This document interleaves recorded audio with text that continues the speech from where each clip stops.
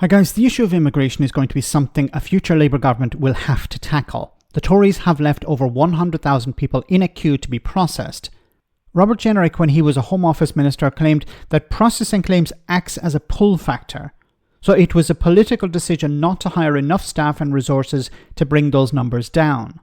What Labour will be facing is a disaster, and it isn't helped by the fact that pro-Tory journalists are already pushing failed or practically impossible solutions that they think Labour should adopt. Here Laura Kuenssberg grilled Yvette Cooper on the idea of offshore processing, and it didn't go well. Now, on day one, if you win, you would be dealing with a large number of people who have come to this country without permission. There are more than 100,000 people stuck in the system. Do you rule out sending asylum seekers to another country to have their claims processed? So we're not going to do the Rwanda scheme. That's not my question. I'm asking you something different. But that is the kind of scheme that you're talking about. We're not going to do the Rwanda scheme. The things we have to do, the first priorities is the Border Security Command to prevent boats arriving in the first place. Well, hang on. Let's stick with what I've asked you first of all. If I finish that sentence and then I will answer your question because it's relevant.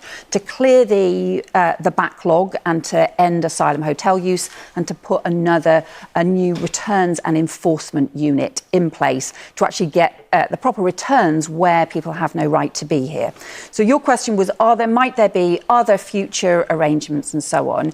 Keir has always said we would look at what works, and there are different kinds of, I think there's sort of offshore processing arrangements and things that have already been used at different times in the past. For example, the Dublin Agreement did mean that under that scheme, some people were returned to France or to Germany or other countries had their claims processed there. So you wouldn't do the Rwanda scheme. We've heard that many times from Labour politicians, but you are saying that you might potentially send asylum seekers who are stuck in the system here to another country to have their claims processed. That might be something you look at. Well, that's certainly what used to happen as part of the Dublin scheme.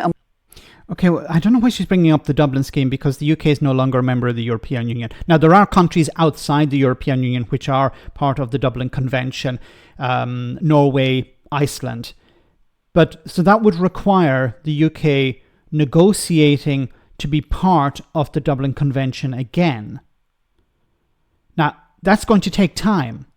The European Union will demand something in return. So that's not something you can use from day one. And the other is, the idea of sending people to other countries for processing. Well, that's also going to be something that's going to take time. You're going to have to open diplomatic channels with these countries. You're going to have to negotiate an agreement with them. What are you going to give in return? That's going to take time. So the question asked, what are you going to do from day one, is a stupid question because the only thing that the Labour Party can do from day one is start processing claims. That's all they can do. You can't have an agreement from day one because it takes weeks, if not months, or maybe even years to have an agreement. You can't be part of the Dublin Convention because the UK left the European Union, so it would have to renegotiate the Dublin Convention number 3, I think it is. Look, once again, I said, there are countries that are not members of the European Union which are part of the Dublin Convention, but the UK would have to negotiate some sort of entry, and we've seen with the Brexit negotiations how long it can take. So it could be the end of the Parliament by the time the UK joins the Dublin Convention. So once again, this is not something they can do from day one. Offshore processing is not something you can do immediately. It takes time. So the only thing Britain could do and the Labour government could do is process the claims, hire staff in Britain, add resources to the Home Office to bring the numbers down. That's all they can do. Anything else is folly. And it's ridiculous that journalists are pushing this line. What about sending people to other countries? Look, for example, Italy has an agreement with Albania. They send asylum seekers to Albania, some asylum seekers to be processed. If they're successful, they return to Italy. Now, the European Union has been deeply critical of this. Amnesty International has been critical of it. I'm critical of it. I don't think offshore processing is a good idea. What you should be doing is processing the claims in your home country. People arrive in the country, they want to claim asylum in Britain or wherever, they should be processed there. I think this is a simple answer. just tell the journalist we can't do X, Y, and Z from day one because it takes time. We're going to be honest with the public. We can't bring down the numbers from day one. We need to first process the claims.